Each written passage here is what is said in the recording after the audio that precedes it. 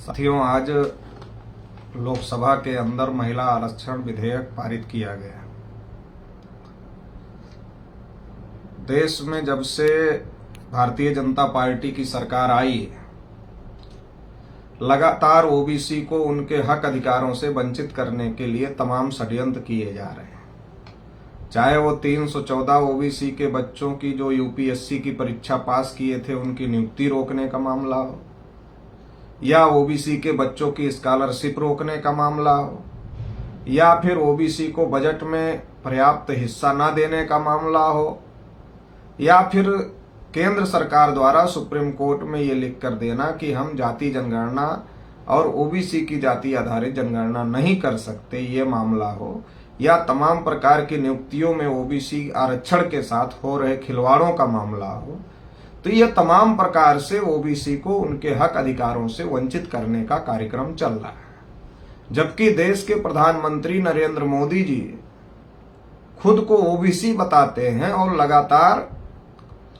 OBC समाज का vote लेने की कोशिश भी करते रहते हैं। लेकिन जब ओबीसी के हक अधिकारों का मामला आता है तो ओबीसी के साथ धोखेबाजी होती है और बार बार ये बात दोहराई जा रही है। बार बार ओबीसी के हक अधिकारों के साथ खिलवाड़ किया जा रहा है। इसी के तहत जब पार्लियामेंट में महिला आरक्षण बिल पास हुआ, उसमें भी ओबीसी के साथ धोखेबाजी हो गई और ओबीसी की महिलाओं को जो आरक्षण मिलना चाहिए था वो आरक्षण ओबीसी महिलाओं के लिए लागू नहीं किया गया। तो इससे ये बात प्रमाणित होती है कि देश में जो आरएसएस बीजेपी की सरकार है वो सरकार ओबीसी के हक अधिकारों को देना नहीं चाहती, बल्कि ओबीसी को मिले हुए जो हक अधिकार हैं उनको खत्म करना चाहती है। महिला आरक्षण बिल पार्लियामेंट में पास हुआ और उसको लेकर बहुत ज्यादा प्रोपेगेंडा आरएसएस बीजेपी के द्वारा किया जा रहा है कि हमने महिलाओं को अधिकार दे दिए। जब से आरएसएस बीजेपी की सरकार आई है, लगातार ओबीसी को गुमराह करने के लिए धार्मिक मुद्दे उठा रही है। चाहे कभी 3 तलाक का मुद्दा हो, चाहे फिर कभी 370 का मामला हो, या हिजाब का मामला हो, या मंदिर मस्जिद का मामला हो, या मस्जिद पर अजान बजना चाहिए नहीं बजना चाहिए ये मामला हो, या फिर यूसीसी का मामला हो। ऐसे तमाम मुद्दे आरएसएस बीजेपी के द्वारा लगातार उठाए जा रहे हैं ताकि ओबीसी को धार्मिक मुद्दों में उलझा करके, ओबीसी को गुमराह करके ओबीसी का वोट लिया जा सके और ओबीसी का वोट लेकर चुनाव जीता जा सके। लेकिन जब आरएसएस बीजेपी को ऐसा लग रहा है कि वो ओबीसी को धार्मिक मुद्दों में उलझा करके वोट हासिल नहीं कर पा रहे हैं और वो चुनाव जीतने की स्थिति में नहीं है, जब उनको ऐसा लग रहा है तो इसकी वजह से उन्होंने महिलाओं के ऊपर, महिलाओं के लिए बिल ला करके चुनाव जीतने का प्रोग्राम बनाया है। महिलाओं के लिए संसद में बिल आज पास किया गया, लेकिन ये 2029 में लागू होगा, ये अभी लागू नहीं होगा। ये 2029 में क्यों लागू होगा, अभी क्यों नहीं लागू होगा, इसके पीछे तर्क दिया जा रहा है कि 2011 के बाद 2021 में जो जनगणना होनी चाहिए थी वो जनगणना 2021 में नहीं हो पाई और इसलिए 2024 के बाद जब ये जनगणना होगी तो जनगणना के बाद में फिर आंकड़े आएंगे। आंकड़ों के आधार पर पार्लियामेंट की सीटें तय होंगी और सीटों को तय होने के बाद, परसीमन होने के बाद, फिर महिलाओं को जो ये 33% आरक्षण का बिल पास किया गया है ये लागू किया जाएगा। तो ये सारी बातें बताई जा रही है। लेकिन बड़ा सवाल है कि आखिर जनगणना क्यों नहीं हुई? जब हर 10 साल बाद जनगणना जब से शुरू हुई तब से हर 10 साल बाद जनगणना हो रही है, तो अभी ये जनगणना क्यों रुक गई? तो इसके बारे में आरएसएस बीजेपी के लोग ये कहते हैं कि नहीं, कोविड था देश में इसलिए जनगणना नहीं कर पाए। लेकिन अभी तक तो कोविड नहीं है, तो अभी तक जनगणना क्यों नहीं हो पाई? सारे काम देश भर में हो रहे हैं, सारे चुनाव देश भर में हो रहे हैं, सारी सभाएं देश भर में हो रही हैं, रैलियां देश भर में हो रही हैं, ये सारे कार्यक्रम हो रहे हैं, मगर जनगणना क्यों रोका गया है?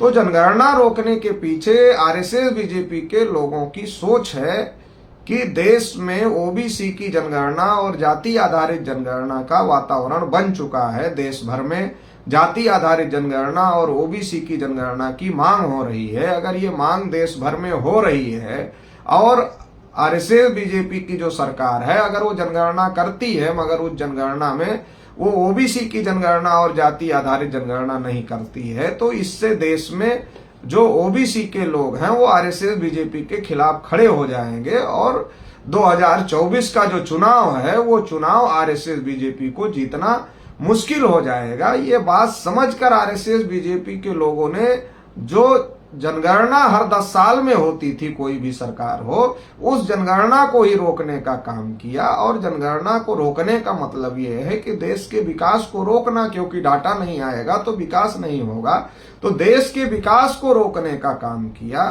तो ये जो बहुत बड़ी साजिश है जनगणना ना करने की, और इसी आधार पर अब ये बताया जा रहा है कि 2029 में इसलिए महिला आरक्षण बिल लागू होगा क्योंकि जनगणना होगी, फिर नए सिरे से परिसीमन होगा और फिर उस परिसीमन के आधार पर महिला आरक्षण बिल लागू किया जाएगा। लेकिन इससे भी ज्यादा महत्वपूर्ण बात यह है कि क्या जो महिला आरक्षण बिल लागू किया गया है, इससे क्या महिलाओं को फायदा होगा? 33% महिला आरक्षण अगर मान लो लागू हो जाता है तो क्या इससे महिलाएं स्वतंत्र हो जाएंगी? क्या महिलाओं का वास्तविक प्रतिनिधित्व पार्लियामेंट में हो जाएगा? इस संदर्भ में अगर इस बात को देखा जाए तो देश में शेड्यूल कास्ट का रिजर्वेशन पहले से लागू है, शेड्यूल ट्राइब का रिजर्वेशन पहले से लागू है।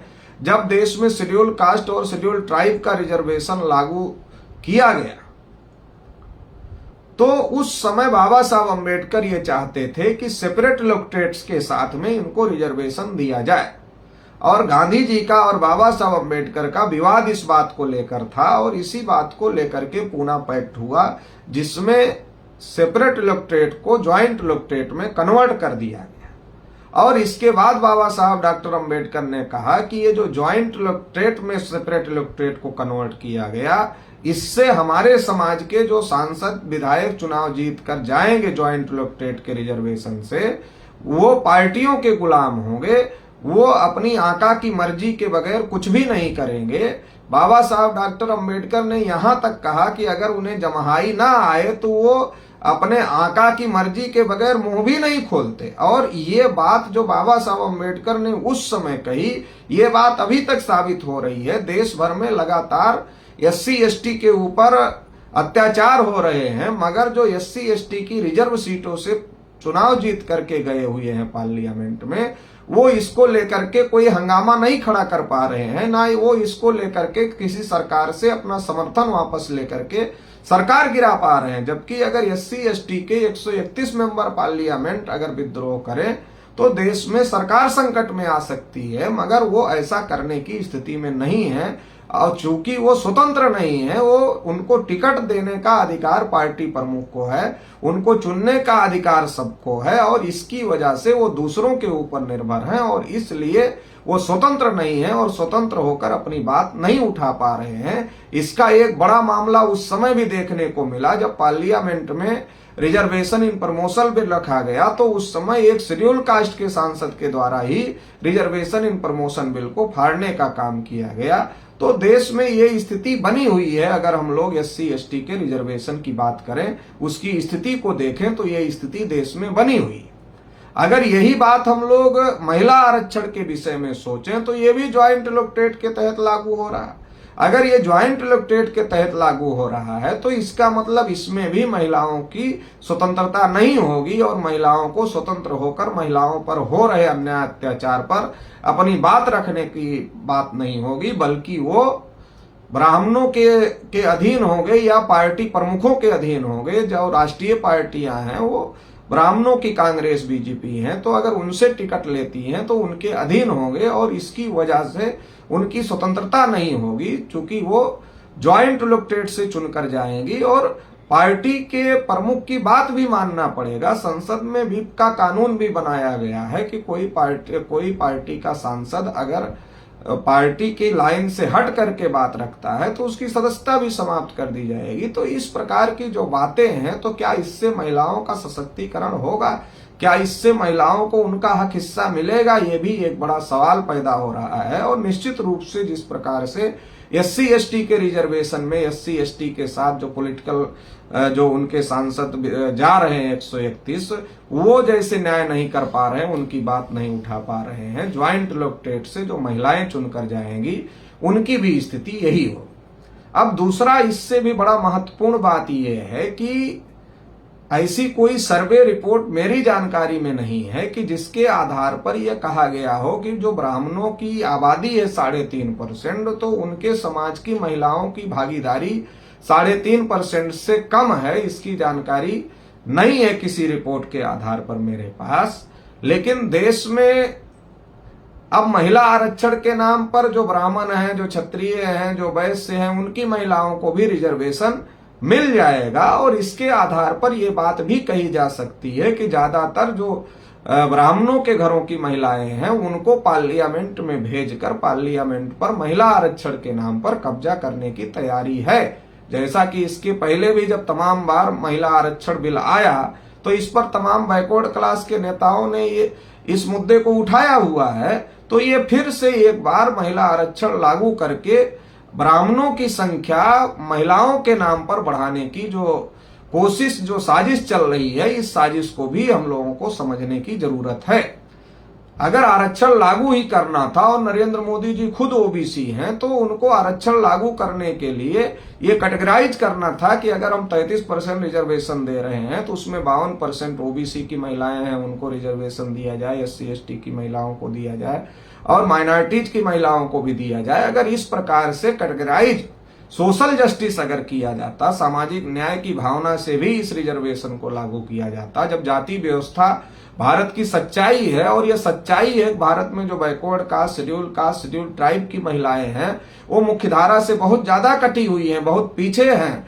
अगर उनको ब्राह्मण महिलाओं के साथ में ही ये किया जाएगा तो फिर वो उनके साथ में न्याय नहीं होगा। तो इसलिए इनको कैटेगराइज किया जाना बहुत ज्यादा जरूरी था। मगर ओबीसी के मामले में ये बात नहीं की जा रही है और ओबीसी के साथ नरेंद्र मोदी जी को खुद को ओबीसी कहने के बावजूद, एक ओबीसी कहने वाला व्यक्ति देश का प्रधानमंत्री होने के बावजूद भी ओबीसी महिलाओं को हक अधिकार नहीं मिल रहा है, जो कि बहुत ज्यादा गलत है। तो इसलिए ओबीसी SC ST की महिलाओं को संख्या के अनुपात में रिजर्वेशन मिलना चाहिए था, मगर ऐसा लागू नहीं किया जा रहा है, जो कि एक प्रकार की साजिश है। तो इसलिए ये जो साजिश है, इस साजिश को हम लोगों को समझने की जरूरत है। और इसके संदर्भ में राष्ट्रीय पिछड़ा वर्ग मोर्चा की तरफ से हमारी कुछ मांगे हैं, जिसमें पहली मांग ये है कि महिला आरक्षण में संख्या के अनुपात में ओबीसी SC ST की और अल्पसंख्यकों की महिलाओं को हिस्सा दिया जाए ताकि सबके साथ न्याय हो सके। दूसरा महत्वपूर्ण मुद्दा यह है कि महिला आरक्षण में सेपरेट इलेक्टोरेट लागू किया जाए, क्योंकि जैसे SC ST का उदाहरण हम लोगों के सामने है, इतना लंबे समय से SC ST को रिजर्वेशन मिल रहा है, मगर इसके बावजूद भी पॉलिटिकल रिजर्वेशन का फायदा SC ST को नहीं हो रहा है, क्योंकि वो ज्वाइंट इलेक्टोरेट से चुनकर जा रहे हैं। तो इसलिए महिलाओं को सेपरेट इलेक्टोरेट लागू किया जाए रिजर्वेशन में। तीसरा महत्वपूर्ण मुद्दा यह है कि जिस प्रकार से शेड्यूल कास्ट, शेड्यूल ट्राइब को पॉलिटिकल रिजर्वेशन है, उस प्रकार का ओबीसी को पॉलिटिकल रिजर्वेशन नहीं है। तो ओबीसी को भी संख्या के अनुपात में पॉलिटिकल रिजर्वेशन लागू किया जाए, विधानसभा और लोकसभा की सीटें ओबीसी के लिए भी आरक्षित किया जाए और सेपरेट इलेक्टोरेट के साथ में आरक्षित किया जाए, ताकि वो स्वतंत्र प्रतिनिधि जाकर के ओबीसी के हक अधिकार की बात वहां पर पार्लियामेंट में उठा सके। इसी के साथ साथ जो SC ST के ऊपर पूना पैक्ट के माध्यम से ज्वाइंट इलेक्टोरेट थोपा गया है, इसको भी खत्म किया जाए और इसके लिए सेपरेट इलेक्टोरेट SC ST को भी लागू किया जाए।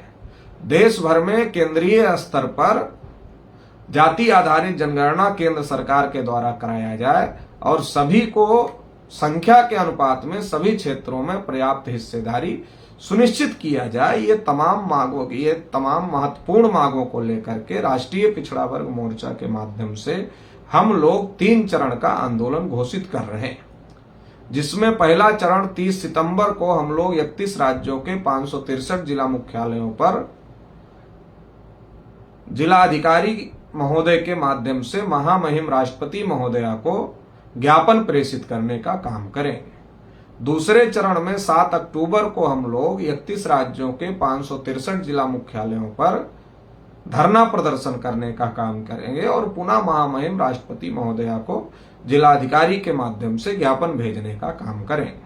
और तीसरे चरण में हम लोग 17 अक्टूबर को 31 राज्यों के 563 जिला मुख्यालयों पर रैली प्रदर्शन करने का काम करेंगे और पुनः महामहिम राष्ट्रपति महोदया को ज्ञापन प्रेषित करने का काम करें।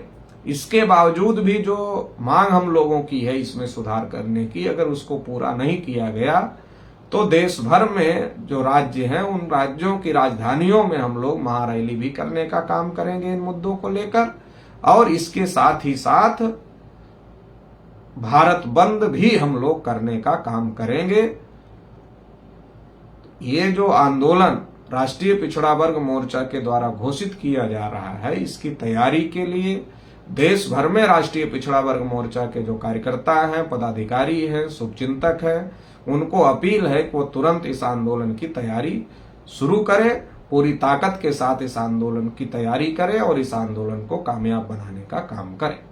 इसी के साथ साथ देश में जो ओबीसी, एससी, एसटी और माइनॉरिटीज के जो संगठन हैं, उन सभी संगठनों को ये अपील है कि ये जो पहल राष्ट्रीय पिछड़ा वर्ग मोर्चा के द्वारा की जा रही है, इसमें पूरी ताकत के साथ में समर्थन करें ताकि इस लड़ाई को और ज्यादा मजबूत किया जा सके और इस आंदोलन को सफल किया जा सके और देश में जो शोषित वंचित लोग हैं उनको उनके हक अधिकार मिल सके।